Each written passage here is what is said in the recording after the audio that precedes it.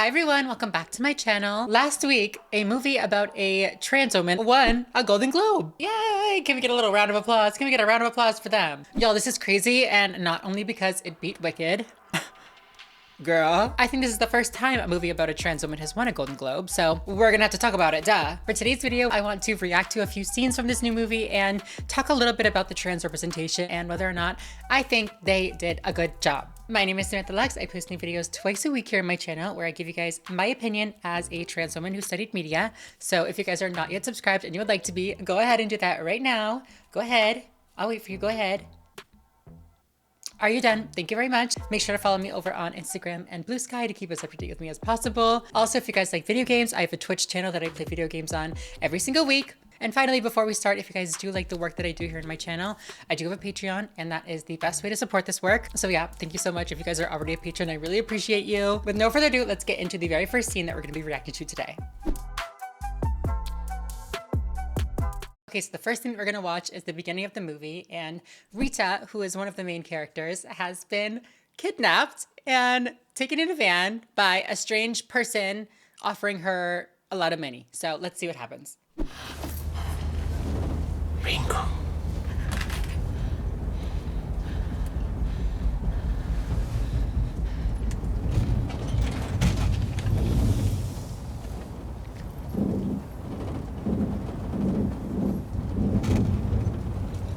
¿Qué me arriesgo?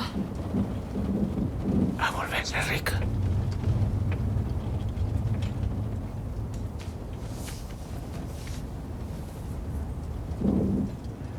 ¿Qué quiere que haga?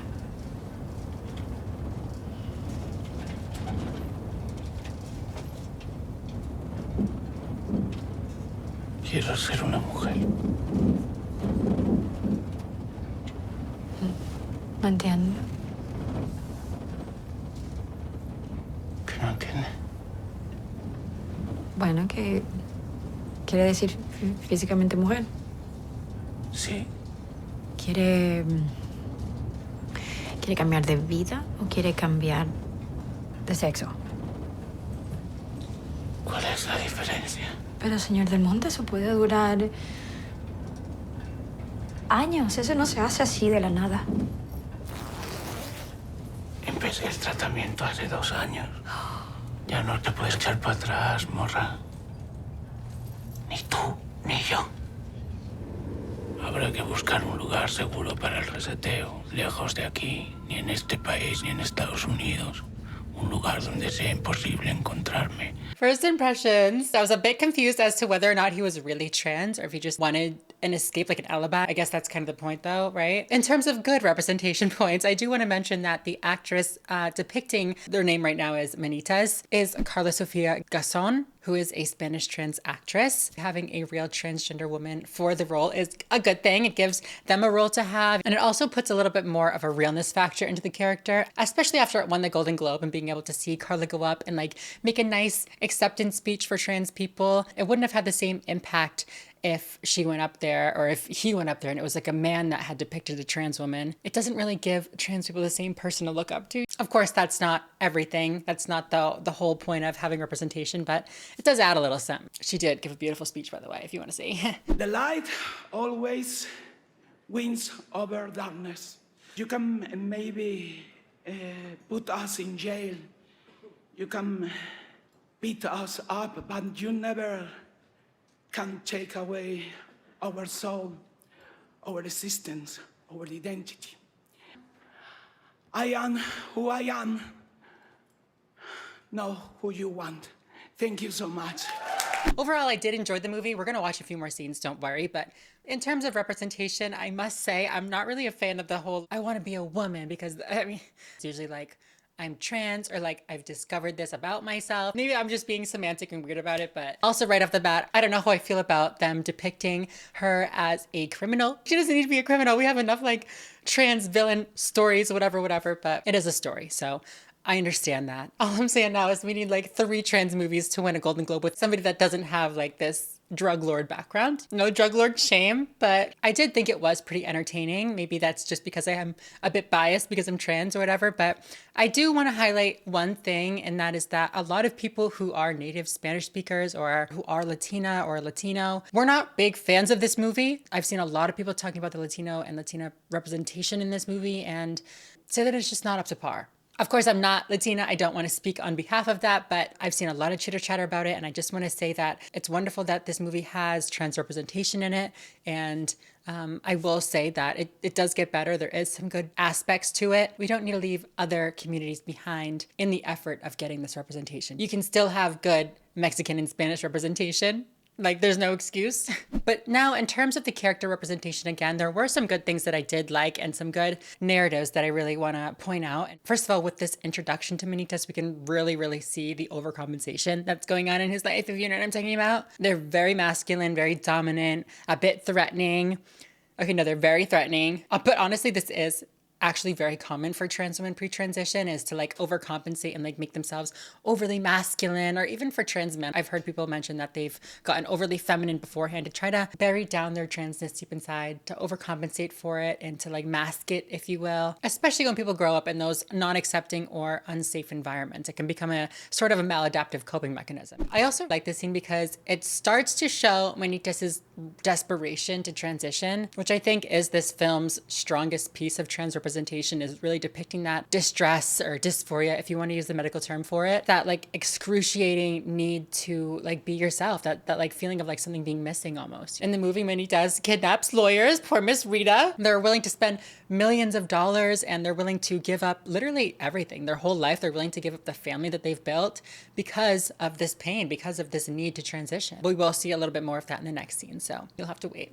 So Rita does end up agreeing. She ends up traveling to Thailand and like doing a bunch of research on trans surgeries. There's this one song, you might have heard it on TikTok. It's like, Nice to meet you. I'd like to know about sex change operations. and it's exactly what these gender affirming trans clinics look like. Everybody's just going around dancing and singing. Oh, I don't know if I mentioned, this movie is a musical. I loved it, but if you're not a musical person, I understand. I do love how in this kind of montage of her learning and everything, Rita kind of learns to become this great ally to Manitas. It even comes to this point where she's like with one of the trans doctors, and the trans doctor is like, you should really like convince Manitas to not do this. She bursts out into song and she starts defending Manitas, and she's like, no, I disagree. Like, when you change the body, it changes the soul. When you change the soul, it changes society. Oh my God, it was so cute. She really picked up on her allyship role so fast. She was even being inclusive to non-binary people. She was like, ladies and gentlemen and everyone in between and everyone that nobody has ever been or whatever. It was so cute. I was like, okay, Rita, go off. And it's also in this song that we learned that the transition is not an alibi. It's real. But despite Rita's attempts at talking to this doctor and convincing him that Manitas needs to transition and that this is the right thing to do, the doctor still wants to meet with Manitas, which honestly, slay. You should probably meet with him before you do these procedures. So I support it. I have always been true. My real self and the pigsty that follows me like a shadow. In order for my true nature to remain hidden and Manitas to be respected, Manitas has to be more bastard than the other motherfuckers around him in the pigsty. Pero ya no puedo más. Pensé cientos de veces en quitarme la vida. Pero no es justo desaparecer sin haber vivido tu propia vida.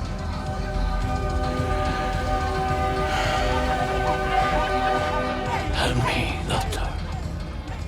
This is my only hope to live my own life. La vida que la propia vida se encargó de no darme. You always wanted it? Yes, all my life.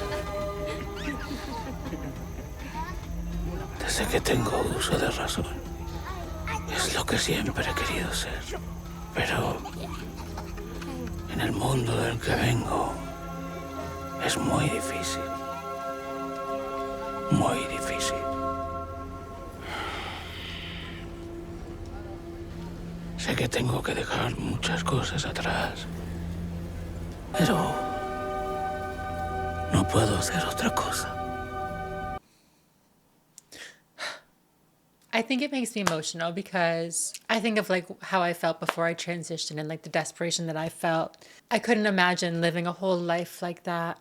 And I just hear the stories of like every trans person that I've met. Honestly, this is clearly not something that we've chosen, but in fact, it's often something that we've adamantly fought against. I sometimes hear this narrative of trans people being selfish if they transition later in life because it can to the other partner feel like a betrayal. And while I do understand that, and I can definitely empathize with people that feel betrayed by their partners, nobody should have to live a life where they're constantly fighting themselves to be somebody else. Maybe he should have figured it out before he had a wife and family, but we just have to remember that they couldn't have. And like, we can't blame anybody for that. You know what I mean? Because people only know what they know. We're always learning. Something that felt impossible at one time maybe isn't impossible in a later time. I don't know. It's so heartbreaking when it comes to this point of like having no other option than to transition. Something I wish for us as a community is that we can reach our youth and help them love themselves. So transition can be a decision made out of self-love and not out of distress about the alternative. Also on a separate, much lighter note, was that Selena Gomez, girl? That was Selena Gomez. I don't want to give too many spoilers in case you do decide to watch this movie, but she does end up going through with her transition and, you know, we see her in the hospital. And one thing I will say is this is a very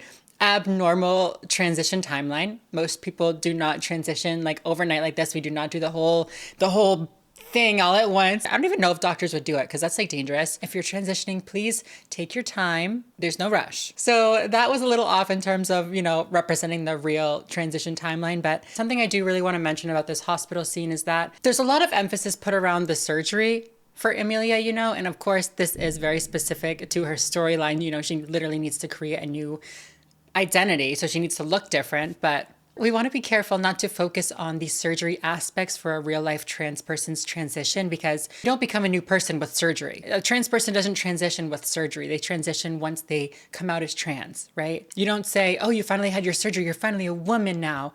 No, girl. We were already a woman before the surgery. You know, it was just a way for us to be more comfortable with our anatomy. So we just want to be a little careful about that. You know what I mean? Something that they did do a good job with though is depicting the euphoria that she felt after the surgery. You can see her all bandaged up and like she doesn't look good, but she's looking at herself in the mirror and she's like, she's happy. She's finally happy. And that is something that a lot of trans people feel, like a dysphoria or a weight off your chest or a weight off your shoulders once you're able to access this gender affirming care. After her transition, we do see a lot of Emilia as well. She's looking great. She's looking lovely. And a lot of the representation is really, really great.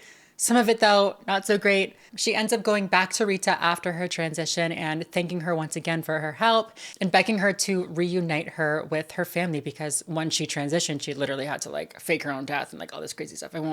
No spoilers or whatever, but she got separated from her family and she's like, I can't live without them. Please help me reunite with them. But even after they're reunited and, you know, she talks about how distressing it was to be away from them. She's never honest about who she is. Even like when her son is like crying in her arms about missing his father. So I'm like, I don't know. Like I get it. She's supposed to be a real person. She's supposed to be a complicated person. I just tell your kid that you're fine. Like he's crying about his dad being dead and you're literally sitting next to him. I don't like how it creates this perception of trans people running away from their past or like escaping their past behavior. In their defense, they do depict Emilia kind of owning up to her bad behavior, like she's a dog. Her past mistakes, I'll say. She helps some of the victims' families find their bodies and like holds a benefit for them and stuff. So I'm still like, from the angle of like reducing prejudice, some of the things that she did, I'm like, girl, like, what are you doing? But again, it adds to the realness, so I guess it's just your opinion. Like I said, though, other great aspects to it that are good. Like another good part, and then we'll get into the last scene that I'm going to react to, but Emilia finds love again after she transitions, and it's with a woman. Yes, we love normalizing non-hetero trans relationships. Surprisingly, a lot of people are surprised that trans women sometimes date women or that trans men sometimes date men. So yes, gender identity and sexuality are different. A little saying to help you remember, gender identity is who you go to bed as, sexuality is who you go to bed with. Wink, wink. So from that romantic relationship with a trans woman, to the scenes about her dysphoria, to the scenes about her missing her family, and the scenes about her in the hospital, this movie does have some great moments of trans representation. Is it perfect? No, but it's just really, really cool to see a movie about a trans woman that does genuinely hold some good aspects to it winning a Golden Globe. The last scene I want to show you guys, Emilia is finally opening up to her ex-wife. Well, I mean, there was some drama, I should probably tell you. A little spoiler alert, but her ex-wife was gonna move away with her new boyfriend and take the kids, and Emilia was like, no, you can't move away with my kids. And her ex-wife was like, what do you mean, my kids? Like, she didn't know that it was her ex-husband that was Emilia, you know what I mean? So it was weird, but that was also Selena Gomez. So it was, but anyways, Jesse / Selena Gomez gets really mad at Emilia, ends up kidnapping her, holding her at gunpoint and like for ransom. And we get this next scene. Girl, get your little freaking tissues. Conocí cuando tenías 17 años. Cuando andaba con Julia, tu hermana. ¿Qué dices? Cuando andaba con Julia, era la tía quien miraba. Entonces un día en la Azucena, ahí te besé. Y fuimos a hacer lo demás arriba.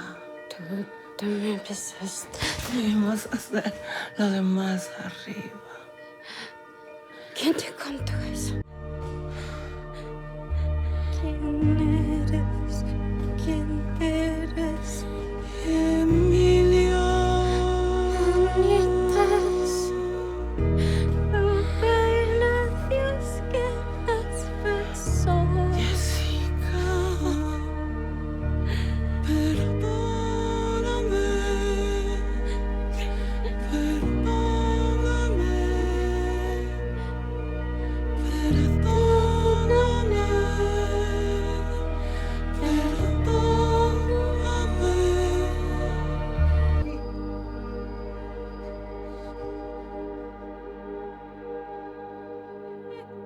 That scene just gets me. So I've seen it like 3 times now, but oh my God, like we just need to like protect each other and just be there for each other. And that guilt and the shame for choosing yourself, trans people, you don't deserve that. You deserve to live happy, fulfilled lives just as much as everybody else. And I wish that for you, and I wish that for everybody. Just the forgive me, you know, the forgive me of it all really sent me, you know. I'm like, shut the fuck up with the forgive me. Like, you didn't do anything wrong, you know. I mean, the murder and stuff maybe, but like I said, is this movie perfect? No, but it does have so many great moments, and I am just genuinely so proud that a movie about a trans woman has won a Golden Globe. That's just, it's really, really crazy to me. So yeah, if you guys have not seen it, definitely check it out. It's on Netflix. Selena Gomez is in it, as you just saw. Thank you guys so much for watching, and I'll see you in the next video. Bye.